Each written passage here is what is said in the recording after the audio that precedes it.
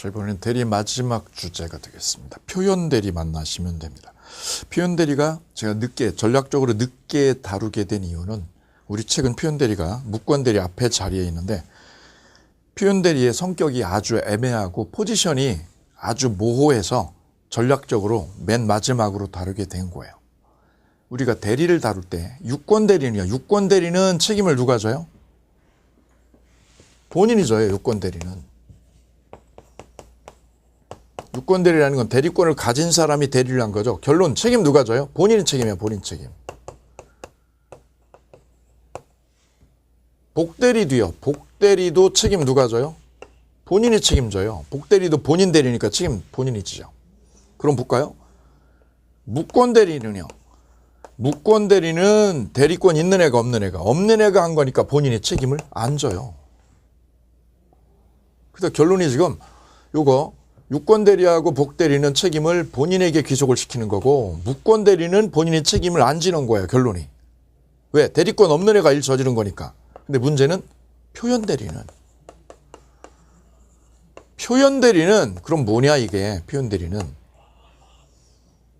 포지션이요. 얘 포지션이 정말 모호한 거예요. 얘 포지션이. 그래 독일하고 우리 한국하고 얘 표현 대리를 보는 관점이 달라요. 독일은 이 표현 대리를 뭘로 보느냐? 유권 대리로 봐요. 유권 대리의 일종으로. 근데 한국은 뭘로 봐요? 무권 대리로 봐. 무권 대리로. 얘 포지션이 독일하고 한국하고 달라요. 그럼 보세요. 유권 대리로 이해하는 독일 입장에서는 표현 대리를 유권 대리니까 책임 누가 져요? 본인이죠. 그죠? 당연하죠. 근데 우리는 잘 보세요. 이 포지션이 얘 뭐라고 포지션을 잡았죠? 무권 대리라고 얘 이해를 했잖아요. 무권 대리면 보세요. 결론이 본인이 책임을 져야 돼요? 안 져야 돼요? 그죠? 책임 안 지는 게 무권 대리의 결론이죠. 본질이죠. 근데 우리 한국은 무권 대리라고 해놓고요. 무권 대리다라고 얘를 못을 박아놓고 뭐라고 그래요? 본인한테 책임을 인정해요. 얘 포지션이 너무 애매한 거예요. 얘가. 그래서 저는 전략적으로 이 표현 대리를 대리에서 마지막에 다루게 된 거예요. 이유가. 제일 모호하고 애매하니까 얘 포지션이. 야 무권 대리면 책임 안 진다고 그래야지. 왜? 권한 없다고. 무권 대리라고 해놓고 뭐라고 해요? 책임을 진다고. 이상하죠? 요 이상한 논의의 구조를 뚫는 게 여기의 관건이에요. 자, 일로 오시면 여기 본인, 여기 대리인, 여기 상대방 이렇게 있어요. 이때 본인이 이 대리인한테 요 사장님이 요 직원한테요. 경리 부장한테 1억을 대출받아오라고 대출 권한을 줬어요. 대출권을 위임을 했습니다. 위임을. 전화상으로 오늘 대출받아오라고 1억을요. 그렇게 연락을 받은 이 사람은 대리권 있는 사람이죠. 대리권 있죠.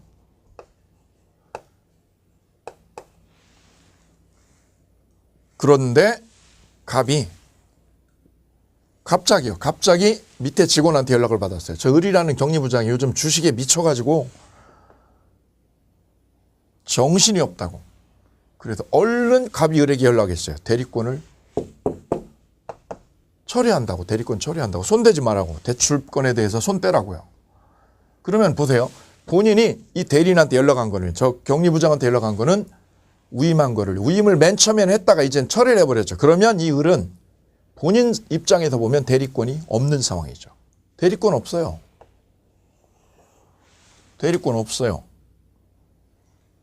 그런데 전에는 위임을 했단 말이죠. 이렇게요. 이런 상황에 처한 을이 만약 이 위임장까지 얘한테 줘놨다. 위임장까지 서류를 줘놓은 상황에서 얘가 구두로 통보했다. 손 떼라고요. 그럼 얘는 위임장이 자기 손안에 있잖아요. 이 상황에서 이 을이 병하고 은행에 가가지고 돈이요. 1억을 대출을 일으켰다면 지가 쓰려고 대출 1억을 받아냈다. 누구 앞으로? 본인 회장 이 사장님 앞으로. 대출 1억을 받았다고요. 대출을. 왜? 위임장이 있었으니까. 위임장을 들고 가가지고 대출을 받았다. 그럼 상대방이 바라볼 때는 얘는 위임장을 들고 왔으니까 얘는 뭘로 보여요? 대리인처럼 보여. 대리인처럼. 누가 볼 때? 상대방의 눈으로요. 이 상대방의 시각에서 바라보게 되면 얘는 대출에 대한 이 대출 1억에 대한 권한이 있는 위임을 받아가지고 위임장을 가지고 갔으니까 대리권 있는 것처럼 보이는 상황이에요. 누구 눈에? 상대방 눈에, 상대방 눈에서 보면. 근데 본인 눈에서 보면 얘를요. 본인 눈에서 얘를 들여다보면 얘는 뭐예요? 이 격리부장은 대출권에 대해서 아무런 권한이 없는 사람이에요. 권한이 없어요. 없어. 그리고 얘가 지금 포지션이 애매한 거예요. 지금. 그래서 이렇게 나눠가지고 들어가요. 이걸 내부관계라고 그래. 내부관계. 본인하고 대리인 사이의 내부관계. 대리인하고 상대방하고는요. 그러면 외부관계. 이렇게 나눠서 보면 외부관계인 상대방 눈, 상대방 관점에서 저 을을 보게 되면 저 격리부장은 뭐야? 위임장을 손에 들고 있는 사람이니까 뭐죠? 유권대리다. 유권대리. 유권대리처럼 보여 안 보여? 보이죠. 얘 눈에는. 왜? 외관상 보여요. 근데 실제 내부적으로는 얘는 대리권이 없는 거예요. 무권대리야. 얘는 이 자식은 무권대리야. 무권대리.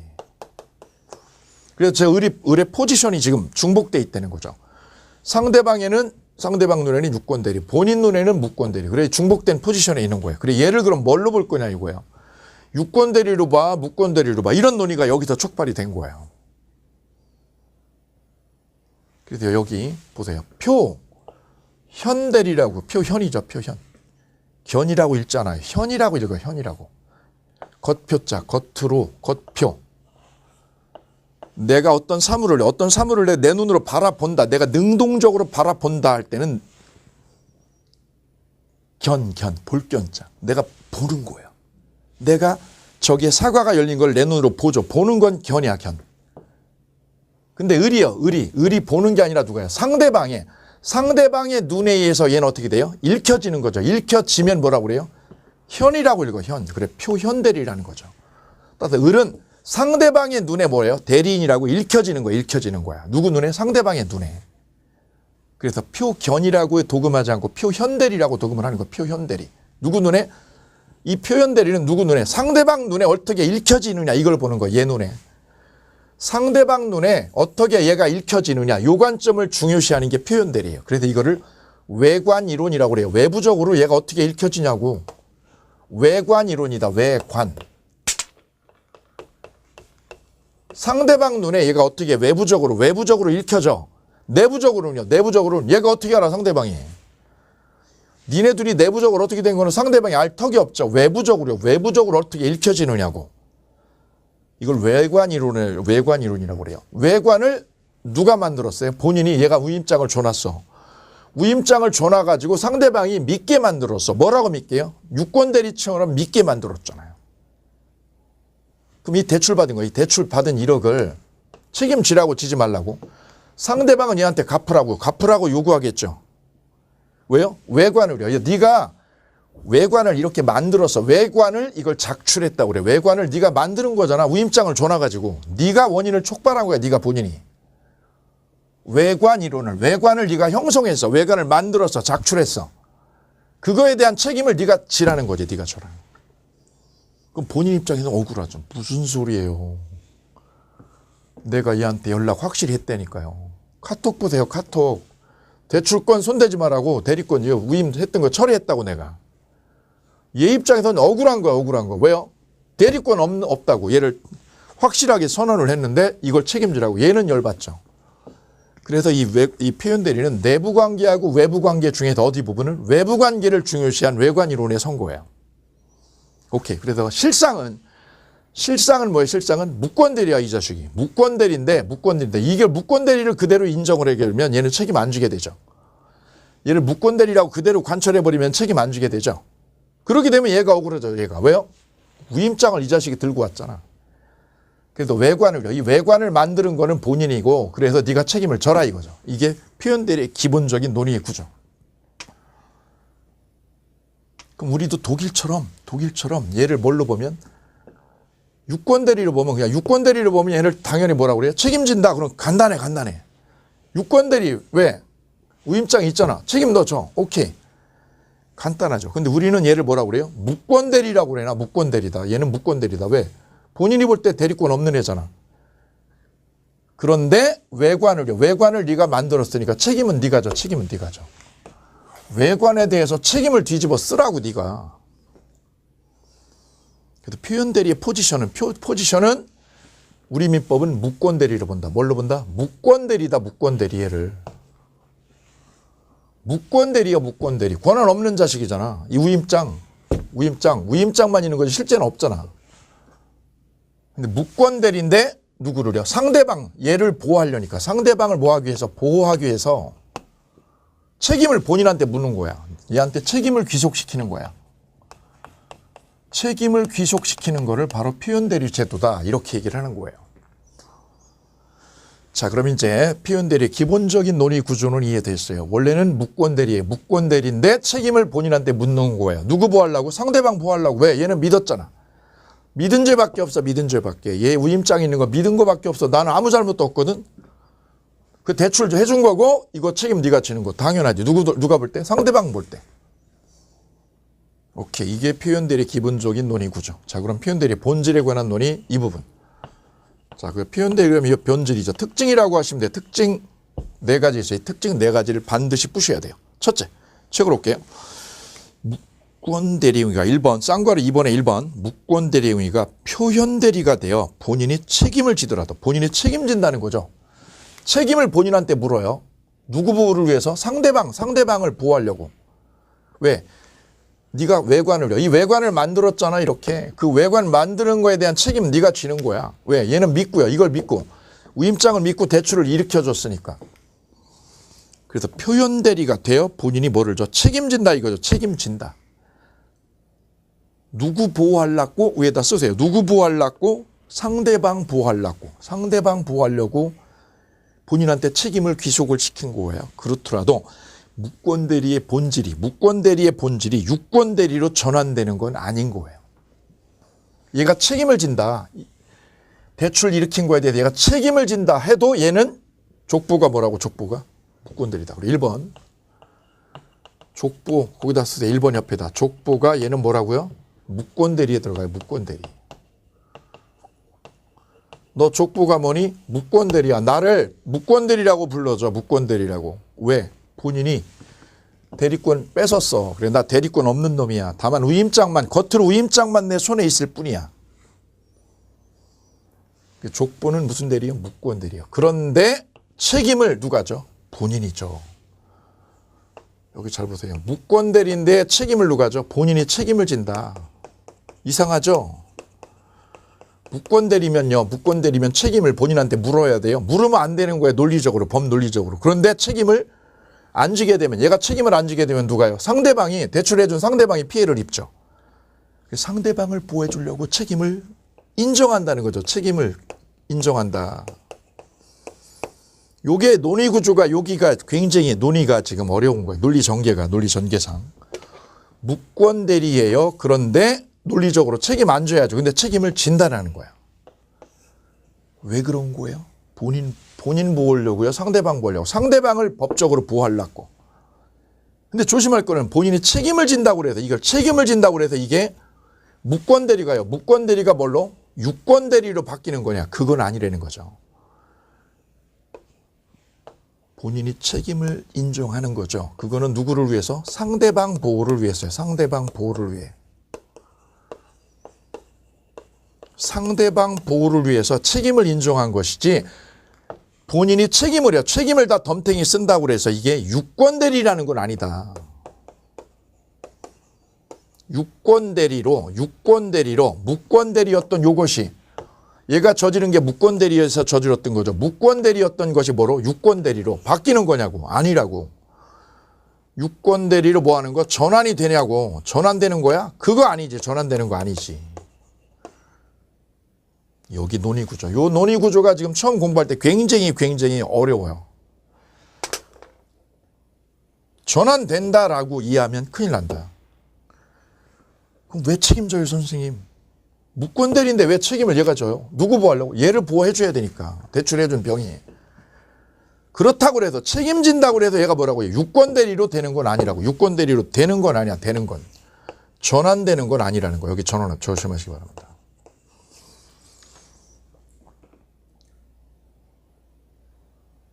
남자 중에요. 예를 들면 남자 중에 여자하고 친화성이 있어서 대화 잘하고 이렇게 친하게 지내는 독특한 남자 있죠. 걔가 여자들하고 친하게 잘 놀고 잘 여행 가고 이런다고 해서 걔가 여자가 되는 건 아니지. 그죠? 이거야, 논의구조. 얘가 본인이 책임진다고 해서 얘가 유권 대리냐? 그건 아니라고. 얘 족보는 오리지널 무권 대리야. 근데 이렇게 책임을 인정한 이유가, 요 이유가 중요하다. 1번 글에 다시 한번 읽어볼게요. 표현 대리가 되어 본인이 책임을 인정한다 하더라도 무권 대리가 유권 대리로 전환된다요? 전환되는 거 아니다. 전환되는 게 아니다. 별세계. 즉 표현 대리는 족보가 뭐예요? 무권 대리인 거예요. 유권 대리에 들어가면 안 돼. 두 번째입니다.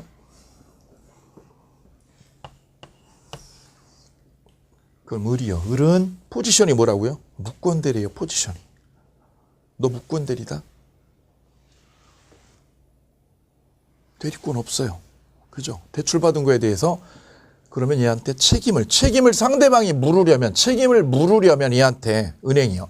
대출해준 은행이 갑한테 책임을 물으려면 저 사장님한테 책임을 물으려면 뭐라고 해야 될까요?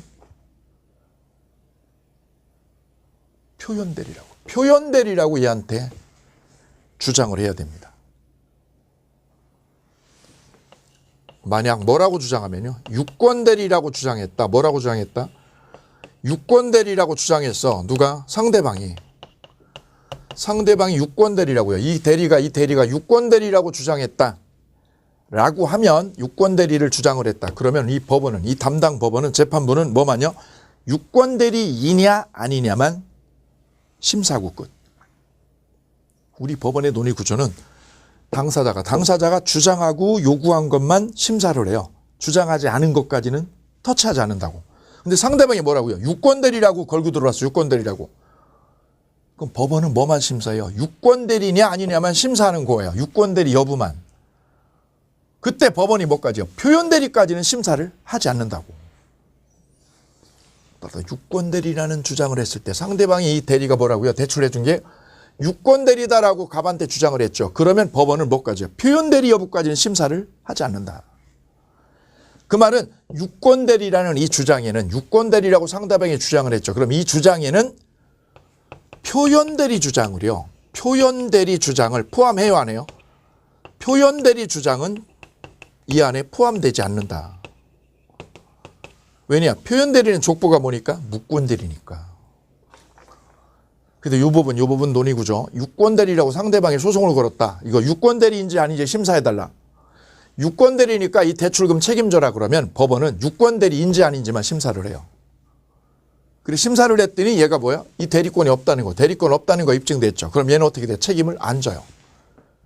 왜요? 표현 대리까지는 주장을 포함한 게 아니니까 표현 대리까지는 심사를 하지 않는다. 그러면 결론. 상대방이 이 갑한테 책임을요. 이 대출 1억 해준 거에 대한 책임을 저 갑한테 덤탱이를 씌우려면 뭐라고 소송을 해야 되냐고? 유권 대리라고 주장하면 갑한테 책임을 못 물어. 왜? 유권 대리에는 표현 대리가 주장된 게 아니니까. 그럼 상대방이 얘한테 책임 덤탱이 씌우려면 뭐라고 주장해야 된다고요? 표현 대리라고 주장해야 된다. 뭐라고요? 표현 대리라고 주장을 해야 표현 대리를 어떻게 한다고요? 심사한다, 법원이. 이 얘기입니다, 이 얘기. 결론입니다. 이 부분이 아주 중요한 결론입니다. 우리 책에 서술이 조금 빠져 있어서 이걸 추가를 해요. 자, 상대방이 저 갑한테 책임을 뒤집어 씌우려고 그래요. 뭐라고 그래야 된다고? 유권 대리가 아니라 뭐라고? 표현 대리라고 주장을 해야 법원이 표현 대리를 심사하고 결론을 낸다는 거예요. 그래서 표현 대리가 받아들여지면 얘한테 책임을 물어버려요. 그래야 본인이 표현 대리에 대해서 책임을 뒤집어 쓴다. 책임이 인정이 된다. 그런데 여기 보세요. 뭐라고 주장하면 유권 대리라고 주장했죠. 그래서 상대방이 유권 대리라고 소송을 걸면 법원은 표현 대리까지는 심사를 안 해. 왜요? 얘 족보가 뭐니까? 무권 대리니까. 요 부분 2분 조심하시기 바랍니다. 2번 읽어볼게요. 유권 대리라는 주장 안에는 표현 대리에 무권 대리에 속하는 표현 대리 주장은 들어있어요? 들어있지 않죠. 거기 별세개. 따로 표현 대리의 주장이 없다면 밑줄이요. 표현 대리 성립 여부를 판단할 필요 없다. 다른 말로 표현대리 주장이 없는 한, 표현대리 주장이 없는 한, 다른 말로 환원하면 뭐예요? 유권대리라고 주장하면, 쓰세요. 유권대리라고 주장하면 이 뜻입니다. 그럼 법원은 표현대리 여부를 심리 판단할 필요가 있어 없어? 없어요. 결론, 병의한테 책임 묻는 방법은 뭐라고요? 표현대리라고 소송을 걸어야 돼. 유권대리라고 소송 걸면 안 된다고. 이걸로 들어가야지. 일로 들어가면 돼, 길이. 오케이. 3번. 표현대리가 성립한 경우에 그 본인은 표현대리 행위에 대해서 전적인 책임져요. 이 대리에 대출받은 거에 대해서 전적인 책임을 진다. 전적인 책임의 별표. 전적인 책임을 뭐라고 그래? 저는 여러분 헷갈리지 말라고 독박 쓴다라고 그래. 독박 쓴다. 누가? 본인이 독박이야. 본인이 독박. 전적인 책임을 지는 거야. 전적인 책임. 거기다 쓸 때 독박. 따라서 상대방에게 과실이요. 과실. 조그만 과실이 있다 하더라도 상대방에게 과실상계 법리를 적용해서. 과실상계가 뭐예요? 이쪽 잘못을 퉁치는 거지. 이걸 과실상계. 과실상계 법리를 적용하여 본인의 책임을 경감하거나 줄일 수가 없다라는 거죠. 그래서 독박을 써요. 책임이 경감돼요. 경감이 안 된다는 거죠. 즉 과실상계가 여기에 쓰이지 않는다. 독박이야 독박. 네가 다 뒤집었어 다. 얘가 조금 잘못해도 책임 줄어들지 않아. 다 뒤집어 쓰는 거야 네가. 왜? 전적인 책임을 다 지는 거야 네가. 그래서 표현대리에서는 독박을 쓰는 거지 과실상계 돼야 안 돼요. 과실상계가 먹히지 않는다. 꼭 기억하셔야 됩니다. 네 번째 질문. 얘가 책임지려면 이 본인이 책임지려면 이 대출받은 게 유효해야 돼. 유효. 이 거래가 유효해야 되지. 무효면 책임 문제는 전혀 거론할 필요가 없다. 그래서 표현대리가 뭐일 것? 유효일 것. 유효일 때만 표현대리 여부가 문제가 되는 거고, 만약에 저 표현대리가 뭐라면? 무효라면, 표현대리가 무효일 때는 본인은 책임이 전혀 인정될 여지가 없다. 표현대리가 인정되려면 유효를 전제로 합니다. 무효면 안 돼요. 무효. 즉 강행법규 위반일 때요. 저 대출받은 게 뭐에 위반? 강행법규를 위반하면, 이거 꼭 기억하셔야 돼요. 강행법규 위반이면 무효죠. 무효. 어떤 법률 행위가 뭐에 위반되면 강행법규에 위반되었다. 그러면 우리는 그걸 뭐라고 그래요? 무효라고 그랬죠. 절대적 무효죠. 무효면 표현대리는 거론할 여지도 없다. 본인의 책임도 거론할 여지가 없고. 그럼 강행법규 위반에 뭐가 있느냐? 그걸 볼게요. 강행법규 위반인 거. 예컨대 토지거래 허가제도를 위반했다. 토지거래 뭐를 위반했다? 허가제 위반. 토지거래 허가제에 관한 법률 규정은 무슨 규정이에요? 강행 규정이죠. 강행법규죠. 강행법규를 만약 위반했다. 이 토지거래 허가제를 위반했다. 그러면 이 법률 행위는 무효니까, 이게 무효니까 표현대리는 여기에 쓰일 여지가 없다. 15의 기출, 29의 기출. 우리 책에 언급이 없어요. 다시 한번 적어 들어가요. 적어 들어가야 됩니다. 그 다음 우리 종중 땅 같은 거 있잖아요. 종중 땅, 그 다음 교회 땅, 이런 거는 뭐라고 그래요? 총유재산이다. 총유. 단체 거, 단체. 교회 땅 만평, 총유, 단체 거. 종중 땅 만평, 단체 거. 총유재산이라고 그러죠. 비법인 사단. 그 총유재산은 어떻게 했다고요? 대표자가 그냥 팔아치웠다. 총회 결의도 안 받고 대표자가 땅을 처분하면 그거는 강행법규 위반으로 무효예요. 총유재산을 처분한 거. 총유재산은 어떻게 한 거? 결의 없이요. 구성원 결의 없이 처분한 거. 처분한 거는 법적으로 뭘로 봐요? 이거 무효다. 무효. 표현대리가 적용해야 안 돼요? 안 된다 이거죠. 전원합의체 판례. 전원합의체니까 시험에 자주 나왔겠네요. 그래, 모든 국가고시에 다 나왔어요. 이 판례는. 총유재산을 대표자가 결의 없이 뭐 한 거? 처분한 거. 결의 없이 처분한 거는 법적으로 무효 처리되고, 표현대리는 여기에 작동할 여지가 없겠다.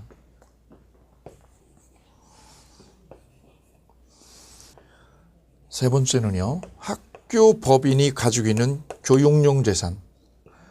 학교 법인의 교육용 재산이 있습니다. 교육용 재산. 기본 재산이라고 그래요. 이거를.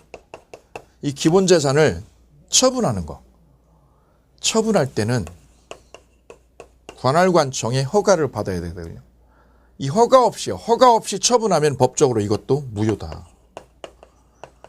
무효면 이 처분행위에 대해서는 표현대리 법리가 여기에 작동할 여지가 없다.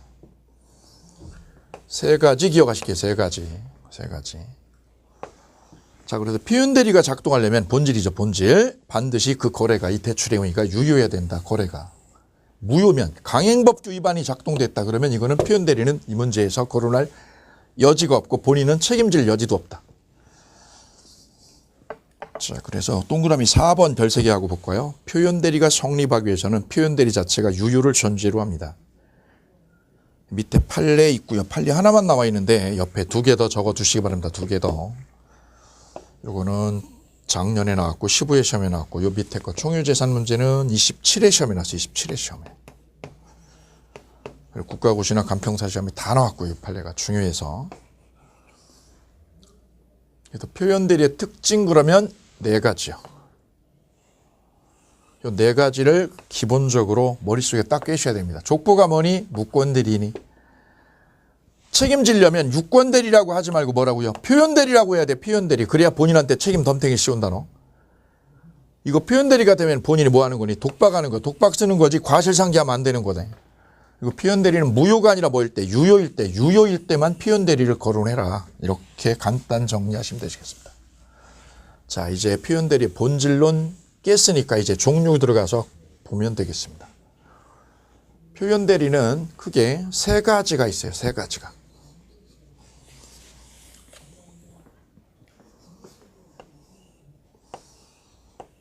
첫째 125조, 둘째 126조, 세 번째 129조.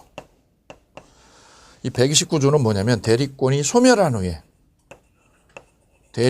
뭐한 뒤에 소멸한 후에 그럼 대리권 소멸했다는 건 이 사례처럼 얘가 대리권을 가지고 있던 경리부장이 잘린 거죠. 잘리고 나서 대출 받아가지고 도망간 거예요. 언제? 잘리고 나서. 이게 대리권 무한 후 소멸 후라고 그래요. 소멸 후 다른 말로 잘린 경리부장이라고 생각하면 돼요. 잘린 경리부장님이 위임장 들고요. 본인 위임장 들고 가다 대출 받았다. 그리고 튀었다. 그거 책임 본인이 지는 거야. 이게 대리권 소멸 후의 표현대리라고 그래요. 소멸 후 표현대리. 이거 책임 누가 져요? 본인이죠. 본인이. 단 상대방이 선의 무과실해야 돼. 선의이고 무과실일 것. 선의 무과실이라는 거는 얘가 대리권 소멸된 거. 대리권 소멸된 거를 상대방 은행이 알았냐? 몰랐다 이거죠. 거래처가 몰랐죠. 몰랐다면 본인이 덤탱이 쓴다. 소멸 후 표현대리가 129조. 그 다음 125조, 126조 있어요. 125조 보실까요? 125조. 이제 책에 대리권 수여 표시에 의한 표현대리. 대리권 무슨 표시요? 수여 표시. 수여 표시에 의한 표현대리. 126조는 권한을 넘은 표현대리요. 권한을 뭐 한 거? 넘은 거죠. 넘은 표현대리. 이렇게 3개로 나눠요. 그래서 표현대리 그러면 3종류, 3종 세트예요. 3종 세트. 첫째는 수여 표시에 의한 표현대리. 두 번째는 권한을 뭐 한 거? 넘은 표현대리. 그래서 월권대리라고 그래요. 월권대리. 세 번째는 소멸 후 표현대리. 소멸 후 표현대리. 그래서 몇 종? 3종 세트가 있다. 3종 세트가. 그 3가지 중에서 주로 시험은 126조에서 나온다. 이거는 기본적인 것만 확인하시면 돼요. 기본적인 거.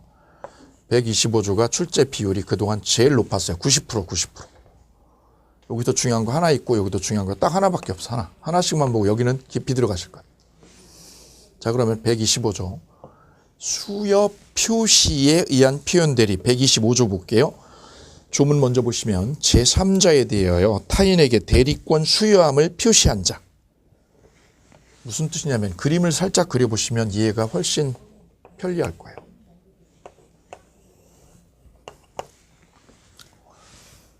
A가 C에게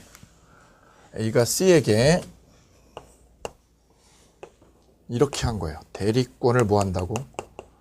수여한다고 사실을 통지한 거야. 사실을 통지했다. A가 C한테 연락했어요. 뭐라고요? 우리 거래 계약서 써야 되는데 내가 일이 생겨서 내가 일이 생겨서 장윤정이가 윤정이가 저 상대방한테 연락을 하는 거죠. 호동이한테 뭐라고? 오빠 내가 오늘 계약해야 되는데 다음 주에 계약했는데 오빠 못 가. 왜? 내가 그 중요한 출장이 생겨서 못 가. 공연도 있고. 그래 어떻게 할 건데? 호동이가 물었어. 어떻게 할 건데 윤정아? 그러면 내가 매니저 보낼게. 매니저 보내가지고 할 테니까 오빠가 그 매니저랑 계약을 해. 그래도 호동이는 통지를 받은 거예요. 이 윤정이가 대리권을 누구한테 준다고? 매니저한테 준다고 통지를 받았다. B라고 하는 누구한테요? 매니저한테 대리권을 준다고 얘가 얘한테 통지를 한 거죠. 그럼 상대방은요? 이 상대방 호동이는 이 매니저를 장윤정의 매니저를 뭐라고요? 대리인이라고 믿게 돼 안 믿게 돼? 믿게 되는 거죠. 왜요? 통지를 받았으니까. 대리권 수여 통지라고 그래 이걸. 대리권 수여 통지 또는 대리권 수여 표시라고 그래. 표시. 대리권을 얘한테 이 매니저한테 준다고 얘한테 준다고 상대방한테 연락을 했잖아. 얘가 제3자. 이 표현대리에서 제3자는 누구냐? 이 대리인하고 거래하는 상대방이 상대방을 제3자라고 그래요. 이 매니저하고 거래하는 상대방 제3자가. 제3자는 얘를 뭘로 믿게 돼? 아 윤정이의 대리인이구나라고 믿게 됐죠. 믿는다. 왜? 통지를 했잖아. 대리권 수여에 표시를 했잖아. 표시를. 그래 윤정이는 연락을 한 거예요. 오빠 다음 주에 우리 매니저랑 계약을 해. 오케이. 알았어, 오케이. 매니저 보내. 그래놓고 윤정이는 공연 준비에 한참 빠져들어가지고 정신없었어요. 그랬더니 옆에 있는 다른 사람이 알려주는 거지. 이 매니저가 뭐라고? 요즘 제가 선물 시장에 미쳐가지고 돈 꾸러 다니고 사채 꾸러 다니고 난리다. 그래서 윤정이가 어떻게 했다고요?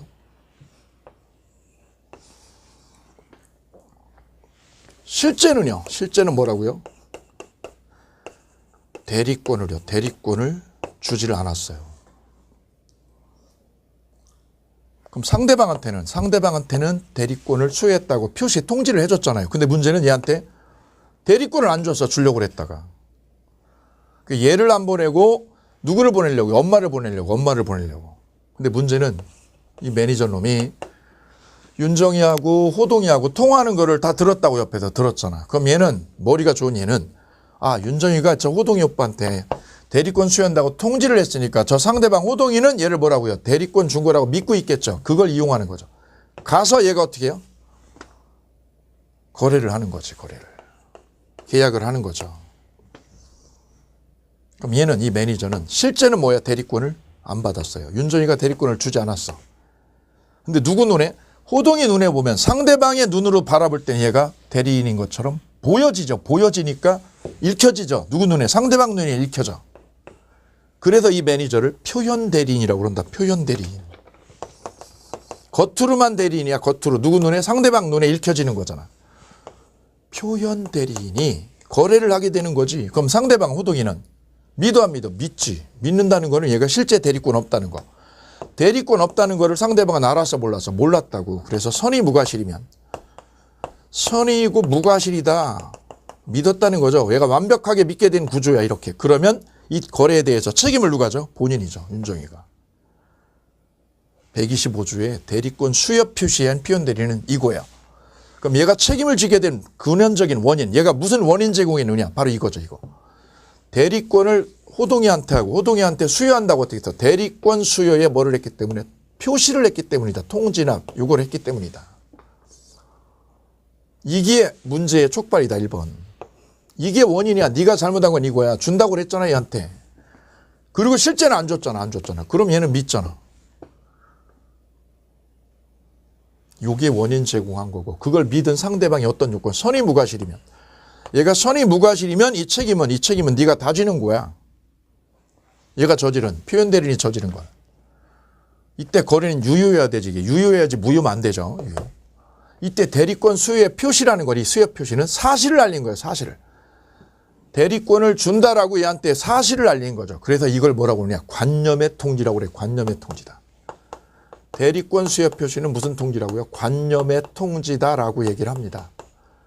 이게 어디 나와요? 민법 총칙에 우리 준법률행위라는 거를 공부를 할 때 준법률행위는 표현의 행위와 사실의 행위로 나누어지고 표현의 행위는 의사의 통지와 관념의 통지로 나눠지죠.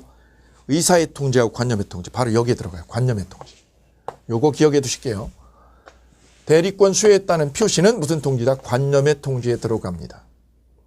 그리고 상대방은 선의무과실 요건 갖추면 책임 본인이 다 뒤집었어요. 125조 조문 들어가요. 제3자에게 제3자가 누구를 말해요? 상대방. C. 상대방에 대하여 타인에게 대리권을 수여함을 표시한 자. 타인은 거기다 누구죠? B. 매니저에게 대리권 준다고 상대방에게 제3자에게 표시했죠. 제3자에게. 대리권 수여 표시의 별표. 대리권 수여 표시는 뭐라고요? 관념의 통지다. 그 대리권의 범위 내에서 행한 타인과 타인이 누구죠? 매니저하고 제3자 간의 법률 행위에 대해서 책임을 진다. 그러나 제3자가 대리권 없음을 알았거나 알 수 있었을 때는 책임 안 져요. 그럼 반대로 말하면 언제 책임져요? 선의무과실일 때. 거기다 적으세요. 선의무과실이어야 책임 인정. 선의무과실이어야 책임 인정된다. 별표. 자, 밑에 성립요건에 기억볼까요? 기억의 동그라미야. 대리권 수여 표시 방법은 보통은 위임장으로 하지만 서면으로요. 서면으로 안 하고 구두로 해도 돼요. 구두로 이렇게 전화로요. 전화로 윤정이가 호동이한테 통보를 해도 되는 거죠. 예를 들어 믿게만 하면 돼. 믿게만. 서면이든 구두든 상관없어. 오케이. 두 번째 뒤로 넘어갑니다. 뒤로 넘어가서 디귿의 별표.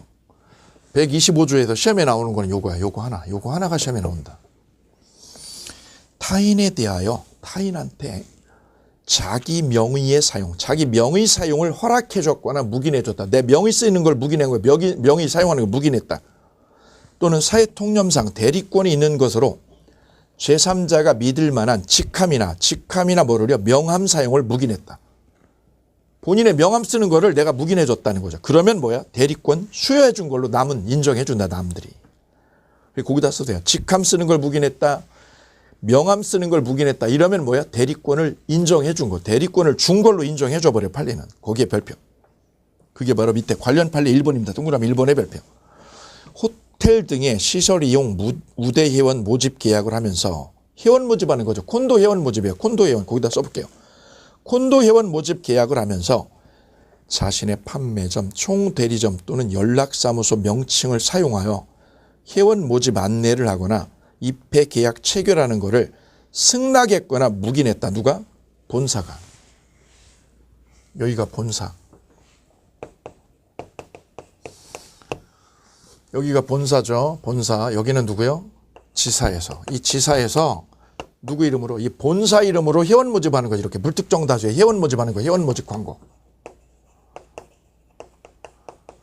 그래서 이 불특정 다수인 C가요. C가 이쪽 콘도 이름이, 이 콘도 회사 이름이 유명해. 그래서 이 지사 모집을 하는데 여기 회원 모집할 때 가격이 싼 거야. 아주 가격이 헐값인 거죠. 그래서 여기다가 돈을 내고 회원 가입을 한 거예요. 얘는 어떻게 했을까요? 돈 받아가지고 튀었죠. 몇만 명한테 돈 받아가지고 튀는 거죠. 이때 여기가 책임을 지냐고, 여기가 본사가. 회원 모집은 누가 한 거예요? 지사 쪽에서 한 거죠. 이거 책임을 지냐고. 이때 본사가 어떻게 했다면 이 본사 이름으로요. 본사 이름으로 회원 모집하는 걸 어떻게 했다면 묵인해줬다, 승인했다. 그럼 책임 다 뒤집었어. 회원 모집 안내를 하거나 입회 계약을 체결하는 거를 승낙 내지 뭐까지 묵인을 했다. 별표. 묵인을 해줬다. 그러면 125조에 대리권 수여 표시가 있는 걸로 인정을 한다. 별표. 예, 요걸 콘도 회원 모집 사건이라고 그래요. 콘도 회원 모집 사건. 콘도 회원 모집할 때 누구? 본사 이름 사용하는 걸 여기서 묵인했다. 그럼 책임 다 뒤집었어. 밑에 동그라미 2번이요. 등기부상의 명의자인 매도인이 매도자가 누구한테 매도증서, 인감증명서, 위임장을 타인한테 넘겨줬다. 그 말은 뭐예요? 대리권을 준 걸로, 대리권 준 걸로 인정합니다. 왜요? 위임장이 들어갔잖아요. 위임장이 동그라미야. 근데 밑에 2번 보시면 밑에는 인감증명서만을 떼서 준 거야. 내 인감만 하나 떼줬다. 위임장은 안 주고. 그러면 대리권 준 걸로 인정 안 해요. 거기 두 번째 줄 보시면 인감증명서만을 교부해서 떼줬다. 이거는 대리권 수여로 인정을 하지 않는다. 판례는. 그래서 거기다 하나 적으실 건 이거야. 교부한 대상이 위임장을 줬다면 위임장을 교부했다. 그러면 이걸 뭐 한 걸로요? 대리권 준 거지 이거는. 근데 위임장이 아니라 뭐만 줬다? 인감만. 인감증명서만 교부했다. 이거는 대리권 준 걸로 인정 안 한다는 거죠. 이 두 가지가 미묘하게 차이가 있다. 그걸 하나 체킹을 하고 가시고요. 4번 동그라미 4번에 상대방은 어떤 요건? 선의무과실 요건을 갖춰야 된다. 그 다음 적용 범위에 125조는요. 125조는 윤정이가 이쪽에서 이 상대방한테 대리권을 뭐 한다고? 수여한다고 통지를 해줘야지 시작이 되죠. 대리권을 얘가 수여한다고 얘한테 준다고, 매니저한테 대리권 준다고 수여 통지를 해야 되죠. 그래서 이거는 대리권 수여라는 게 있어야 되니까 임의 대리를 전제로 하는 거예요. 임의 대리를. 그래서 임의 대리에만 적용이 된다. 거기 밑줄을 그실게요. 그 법정 대리에는 이 125조는 꺼낼 필요가 없어요. 왜? 대리권 수여 표시. 얘가 대리권 수여 표시라는 게 법정 대리는 있을 수 없잖아. 왜? 법률이 주는 거니까. 그래서 이 125조는 어디에만? 임의 대리에만 작동한다. 임의 대리에만. 오케이. 자, 그 다음 권한을 넘은 표현들이 나오죠. 권한을 넘은 거. 대리권을 뭐 한 거예요? 넘어가지고 일을 저지른 게 바로 권한을 넘은 표현대리. 소위 월권대리라고 그래요. 월권대리. 자, 그림을 하나 그려두시면 도움이 많이 되실 거예요. 사례로도 시험은 이쪽이 자주 언급이 돼요. 갑이 본인. 여기 사장님이 경리 부장님한테 대출 받아오라고요. 대출 얼마 받아올까요? 예, 1억만 받아오세요. 1억만. 그랬더니 그리고 우임장을 얘한테 준 거죠. 우임장을. 그럼 얘는 대리권 있는 사람이죠. 있는데 얘가 어떻게 했다고요? 가다 보니까 여기 공간이 많이 비어있어. 이렇게. 비어있어 공간이. 그리고 얘가 돈이 엄청 급한 상황이야. 자기 부모님도 아프고 자기 동생도 아프고 병원비에다 기타 등등 돈이 필요하니까 얘가 대출 받을 때 어떻게 한 거냐면 상대방하고 거래할 때 여기다가 공간이 널찍하네. 그래 여기다 어떻게 했다고? 동그라미 하나 붙인 거지. 실제 우임받은 건 1억인데요. 우임받은 건 1억인데 권한을 넘어가지고 대출을 일으킨 거죠. 이거를 월권대리라고 그런다. 대리인이 권한을 뭐 한 거? 넘어가지고 대출을 받았다. 대리를 했다. 그러면 책임 누가 져 이거? 본인이죠. 이 10억을 본인이 갚으라 이거죠. 이런 장난을 못하게 하려고 그래서 우리는 거래할 때 여기다 2억 하고 옆에 밑에다 어떻게 해요? 예전에는 한자로 썼어. 근데 요즘 한글로 적어. 왜? 얘가 장난을 여기다 못하잖아. 동그라미 하나를 붙여도 말이 안 되니까. 이게 바로 권한을 넘은 표현대리의 대표적인 사례. 근데 이 권한을 넘은 표현대리가 되려면 이 부장한테, 을한테 뭐가 있어야 되냐면 기본대리권이 있어야 돼. 기본대리권. 대리권이라는 게 뭐가 있어야 되냐 일단. 대리권이 뭐라도 털끝만큼이라도 있어야지. 이거 가지고 권한을 넘어야 되죠. 두 번째는 권한을 넘는 거예요. 이렇게. 권한을 넘어가지고 일 저지르는 거죠. 월권하여 뭐를 해야 돼요? 대리를 해야 돼. 대리 행위를.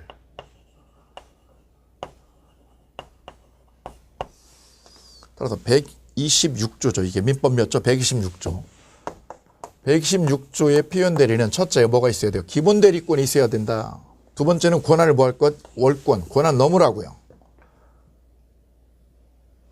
1억인데 권한 넘어도 10억 대출 받는 거죠. 그리고 상대방은 어떻게 돼? 이 우임장을 믿는 거죠. 왜? 얘가 우임장 들고 왔잖아. 본인 도장 찍혀 있고 우임장이 있고 신분증까지 다 있죠. 그러면 이거 믿는 거죠. 상대방이. 그래서 상대방은 얘를 대리인으로 믿는데 합당하고 정당한 이유가 있어야 됩니다. 그래서 상대방한테 무슨 이유가? 정당한 이유가. 대리권이 있다고 믿는데 정당하고 타당한 이유가 있어야 된다. 그 이유가 언제요? 거래할 때. 대출 일으켜줄 때 있어야 되는 거예요. 일으켜줄 때는 얘를 믿었어, 대리인이라고. 그런데 일주일 뒤에 제가 대리권 없다는 걸 뒤늦게 감지해서 그거는 상관없는 거예요. 대리 행위할 때. 뭐 할 때? 대리 행위할 때. 대리 행위라는 거는요, 대출해줄 당시요. 해줄 당시, 이 당시에 정당한 이유가 있다. 이거면 끝나는 거고, 그 이후의 사정. 이때가 기준이죠. 대리 행위 이후 사정, 이후에 벌어난 사정은 이때 고려하지 않는다. 계약할 때지, 계약 이후의 사정은 전혀 고려를 할 필요 없다라는 거예요. 자, 그럼 여기서 관찰해야 될 거는 기본 대리권이 있냐 이거죠. 그리고 월권에서 대리 행위를 해야 되는 거예요. 이때 월권이라는 거는 권한을 넘는 거라고 이렇게. 그럼 이 월권이라는 거는 이 기본 대리권하고 이게 종류가 똑같아야 되느냐? 종류가 틀려도 돼요. 1번. 요거하고 이게 종류가 별개여도 된다. 동종 아니고 동종이어도 되고 이거하고 이게 동종이어도 되고 종류가 달라도 됩니다. 요거 시험에 아주 자주 언급되는 거야. 같은 종류여야 된다. 월권 대리는 기본 대리권하고 같은 종류여야 됩니다. 그러면 꽝이다. 두 번째, 이 대리의 의미는 유효여야 됩니다. 유효. 이게 유효여야지 표현 대리가 먹히는 거지. 무효면 이게 무효면 표현 대리는 안 먹힌다. 무효 아니야. 무효면 표현 대리는 얘기할 건덕지가 없죠. 세 번째는 얘가 대리를 해야 되니까 얘가 누구 이름으로 대출을 받죠? 누구 이름으로? 부장 지 이름으로요? 본인 이름으로? 사장님 이름으로? 본인 이름으로. 현명을 해야 된다. 현명을 해야지만 이거 책임을 본인이, 저 사장님이 책임지는 거야. 만약 누구 이름으로? 자기 이름으로 하면 의리. 현명을 해야 되는 거지. 만약에 의리 누구 이름으로? 의뢰 자기 이름으로. 의뢰 자기 이름으로 거래를 했다. 즉 예컨대 이렇게 의리 서류 다 줬잖아요. 갑이 준 서류 가지고요. 이걸 어떻게 하냐면 간이 더 부으면 어떻게 하냐면 부동산 등기를, 이 부동산 건물 등기를, 빌딩 등기를 누구 앞으로? 자기 앞으로 등기를 꽂아버리는 경우도 있어. 왜? 서류 다 있으니까. 인감도 있고. 건물을 자기 앞으로 등기를 해. 자기 앞으로. 그리고 얘가 어떻게 해? 얘한테 매매를 해. 매매할 때 명의가, 이 건물 명의가, 빌딩 명의가 누구로 돼 있어? 자기로 돼 있죠. 자기로 된 거를 매매하는 거니까 이거는 자기의 이름으로, 대리인이, 저 격리부장이 자기 이름으로 매각을 한 거죠. 매각을. 그럼 현명을 한 거예요? 안 한 거예요? 현명이라는 건 의리 누구라고요? 갑의 대리라고 밝혀주는 게 현명이잖아요. 근데 대리라고 하지 않고 누구 이름으로? 자기 이름으로 팔아먹었다. 그러면 이때는 표현 대리는 인정될 여지가 없다는 거예요. 그래서 의리 누구 이름으로? 자기 이름으로. 여기 자기 이름으로 매각한 사건이야. 이 사건 이름이 자기 이름으로 팔아먹은 사건. 그러려면 서류를 어떻게 해야 돼? 부동산 명의를 자기 앞으로 꽂아놓고 이거를 자기 명의로 파는 거죠. 그러면 자기 이름으로 매각했을 때는 표현 대리가 성립해요? 성립하지 않는다는 거야. 왜요? 현명을 해야 되는데 현명이라는 게 여기 없다. 도대체. 이 자식이 저 사장님 명의로 해야 되는데 사장님 명의가 아니라 누구 명의로? 지 명의로 팔았죠. 자기 명의로 팔아먹었기 때문에 표현 대리는 여기다 엮을 수 없다 이거죠. 표현 대리 엮지 마라. 라는 게 우리 대법원의 확고한 판례 입장이고 시험에도 계속 물고 들어왔어요. 따라서 이 월권을 해야 되는데 그 요건이 세 가지야. 첫째, 종류는 달라도 된다 1번. 두 번째, 이 월권 대리는 유효해야지 무효면 안 된다. 무효면. 세 번째는 현명해야 된다. 현명. 그래서 지 이름으로요. 대리인 지 이름으로 팔아먹은 거 이거는 표현 대리를 엮을 수 없다. 자, 그럼 문제는 기본 대리권이 있어야 돼. 기본 대리권. 기본 대리권은 뭐냐면 어떤 대리든 대리권만 있으면 종류를 안 가려. 대리권만 있으면. 그래서 첫째, 우리가 공부한 대리권에는 뭐가 있어요? 임의 대리도 돼요. 임의 대리도 되고 법정 대리도 됩니다. 왜? 대리권만 있으면 종류를 안 가리는 거야. 대출 받는 거. 대출 받으라고 위임을 해줬죠. 그럼 얘는 무슨 대리? 임의 대리죠. 법정 대리도 돼요. 법정 대리. 가령 부부간에요. 부부간에 여기가 남편 여기가 처. 그러면 부부간에는 일상가사에 대해서는 서로 간에 대리권이 있어요. 일상가사는 뭐냐? 의식주, 옷, 그 다음에 쌀 사고 음식 사고 이러는 거 의식주죠. 의식주에 관한 거는 거래가 아주 빈번하게 있는 거죠. 항시. 이런 거는 부부끼리는 서로 대리권이 있다는 거예요. 법정 대리권이. 일상가사 대리요. 일상가사 대리. 이거 서로 간에 부부끼리 서로 대리권 서로 준 거랑 똑같다 이거죠. 그 다음에 학원비라든가 이런 것 등도 일상가사에 우리 판례는 인정해줘요. 요 일상가사를 가지고 있는 대리권을 가지고 있는 여자분이 권한을 넘어서 10억을 대출받았다? 그러면 이게 월권이죠. 월권 대리. 이때 상대방이 얘를 뭘로 믿으면 대리권이 있다고 믿는데 뭐가 있을 때 정당한 이유가 있다. 그러면 책임을 본인이 져. 남편이 갚아야 돼. 남편이. 상대방한테 뭐가 있으면 정당한 이유가 있으면. 그래서 상대방은 어떻게 하죠? 은행은 이 처가 대출받으러 왔다. 그러면 의아하죠. 남편 명의로 대출받는 거 의아하죠. 그러면 상대방이 본인한테 어떻게 확인을 해요. 확인을. 저 사모님이 대출 10억 받으러 오셨는데요. 위임한 거 맞으세요? 라고 저기서 어떻게 해요? 확인하죠. 확인을 해줘야 바로 뭐가 있다는 거예요. 정당한 이유가 인정이 된다는 거야. 그 확인을 안 했다. 상대방이 본인한테 확인을 안 했다. 그러면 정당한 이유가 깨지죠. 인정 안 돼요. 정당한 이유가 부정되는 거죠. 그럼 이 대출금은 본인이 책임지지 않아요. 따라서 상대방이 본인한테 책임을 덤탱이 씌우려면 정당한 이유가 반드시 인정돼야 된다. 언제? 대리행위 당시에.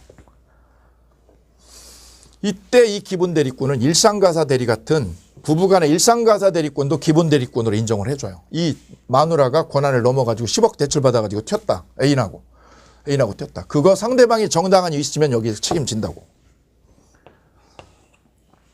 세 번째는요. 복대리도 돼요. 무슨 대리도? 복대리.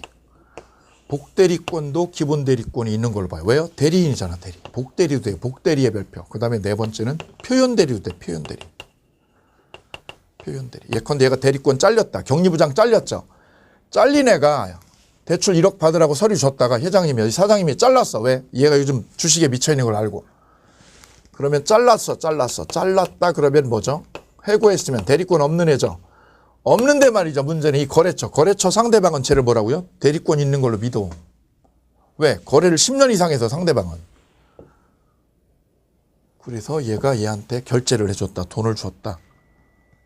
근데 얘는 문제가 얘가 1억을 거래하라고 그랬는데 얘가 가서 1억이 아니라 얼마를요? 10억을 거래했다. 10억을. 대리권 무한 후 소멸 후에 얘가 1억을 거래하라고 맨 처음에는 대리권을 위임했다가 잘랐죠. 자르면 대리권 없는 상황이 됐죠. 잘린 상태에서 얼마를요? 1억을 거래한 게 아니라 얼마? 10억을 거래했다. 면 소멸 후에 어떻게 했다고요? 권한을 넘으면.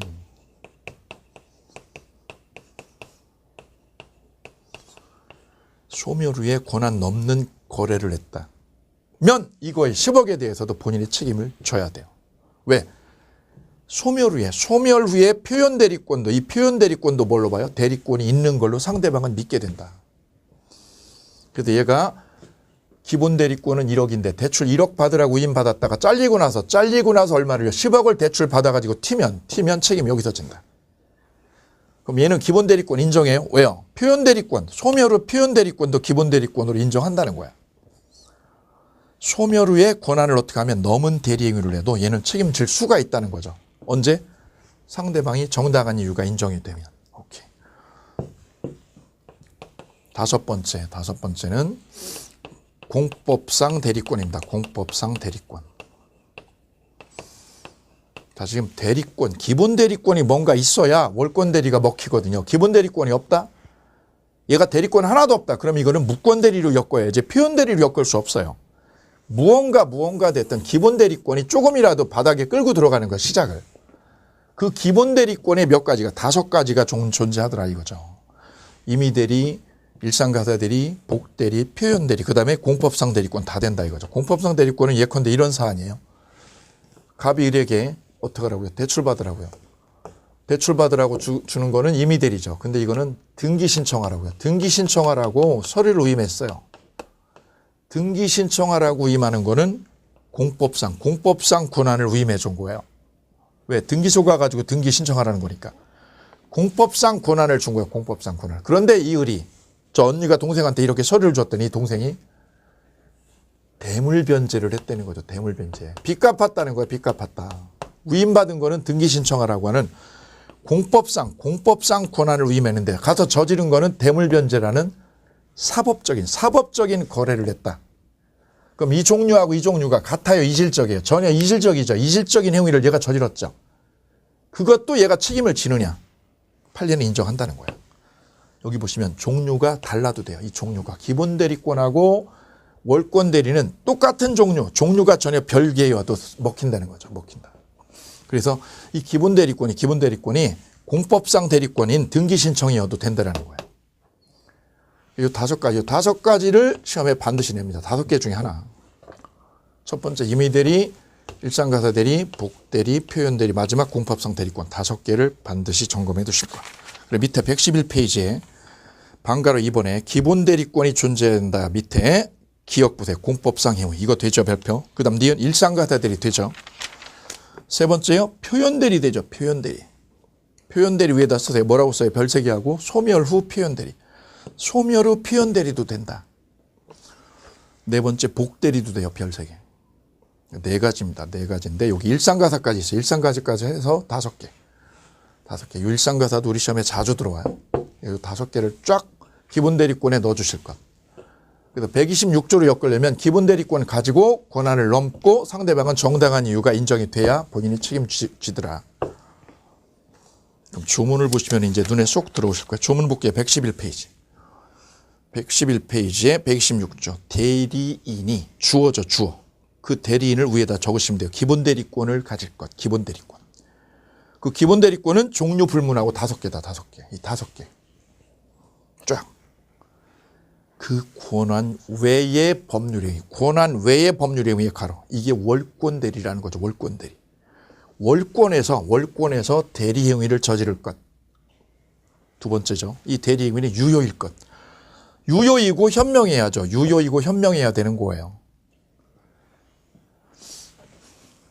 그리고 제3자가 누구를 지칭해요? 상대방이요. 상대방이 그 권한이 있다고 믿을 만한 정당한 이유가 인정이 되면 정당한 이유의 밑줄이요. 정당한 이유는 언제 기준으로? 계약 당시 기준으로. 대리행위 당시 기준으로 판단하는 거고 대리행위가 일어나고 그 이후의 사정은 전혀 고려하고 따져줄 필요가 없습니다. 그럼 본인은 그 행위에 대해서 전적인 책임을 져요. 오케이. 이게 126조. 그 다음 뒤로 넘어가면 동그라미 2번 볼게요. 동그라미 2번. 권한을 넘은 대리행위를 할 것 기억의 별표. 기억의 별 2개. 권한을 넘은 대리행위와 기본대리권은 반드시 동종이거나 유사할 필요가 없다. 별표. 전혀 별개라도 됩니다. 별표. 다음 니은하고 디귿 묶어서 별 2개요. 디귿 볼게요. 담보 설정의 대리권을 수여받은 자. 담보 설정의 대리권은 뭐예요? 대출받는 권한. 대출권 위임받은 거예요. 대출권. 1억 받아라. 대출 1억을. 그 부동산을 자기 명의로 등기 이전을 한 후 자기 명의로 등기했다. 별 3개. 대리납부로 등기 꽂은 거예요. 그런 다음 제3자에게 다시 소유권 이전 등기를 했어요. 누구 명의로? 자기 명의로. 현명하고 안 하고. 현명을 안 한 거죠. 현명 안 하고. 이때는 대리행위가 존재하지 않아요. 왜 존재하지 않아요? 현명을 안 해서. 그러면 표현대리는 성립되지 않는다. 오케이. 다음 3번. 제3자가 정당한 이유가 있어야 되는데 여기서 밑으로 가면 우측에 디귿에 보시면 판단식이 나오죠. 판단식의 별표. 대리행위가 행해질 때가 기준이다. 니을의 입증 책임 그냥 동그라미 해두시고 보시면 돼요. 견해 대립이 심해서 그 정도 보시면 표현대리 되시겠고요. 그 다음 뒤로 넘어가면 4번에 소멸 후의 표현대리 129조 있어요. 이거는 아까 소개를 드렸어요. 잘린 격리부장이 대출받아가지고 튄 거야. 잘린 격리부장이 1억 대출받아가지고 도망간 게 바로 소멸 후의 표현대리다. 자, 그거는 밑에 관련 판례에 거기에다가 별 2개 할게요. 대리인이 대리권 모한 뒤에 소멸 후 복대리를 선임했어. 복대리를. 언제? 잘리고 나서. 거기다 써요. 잘린 격리부장이 복대리 임명한 거야. 이게. 잘렸는데 얘가 복대리를 임명했어. 잘리고 나서. 부장님이 대출 1억 받으라고 위임을 받았다가 얘가 어떻게 됐어요? 잘렸어. 엊그제 잘렸다. 그럼 대리권 없죠. 없는데 얘가 어떻게 했어요? 복대리를 임명했어. 지 친구를. 언제? 잘리고 나서. 잘린 사람이 복대리 임명했죠. 그리고 이 복대리가 상대방하고 거래를 했다. 근데 상대방은요, 얘가 잘린 거. 얘가 잘려가지고 대리권이 박탈된 거를 얘는 모르고 있어. 상대방이 선의 무과실이죠. 그러면 이 책임을 본인한테 물을까 못 물을까? 물을 수 있다는 거예요. 몇 조의 표현대리가? 129조가. 129조의 표현대리가 여기에 먹혀서 본인이 책임을 뒤집어 쓴다는 거죠. 상대방이 언제만 선의 무과실 때만. 몰랐다고. 뭐를 몰랐는데 얘가 잘려가지고 대리권이 없는 걸 몰랐다고. 이거 아주 중요합니다. 별 3개 할게요. 자, 그래서 표현대리 종류 3개. 수협 표시에 의한 표현대리, 권한을 넘은 표현대리, 소멸 후의 표현대리. 3개의 표현대리를 보셨습니다. 그리고 예제 문제는 각자 점검하시면 되시겠습니다. 꼭 풀어보셔야 됩니다. 자, 이래서 대리를 모두 마치시고요. 다음 시간에는 무효 취소 연결하겠습니다.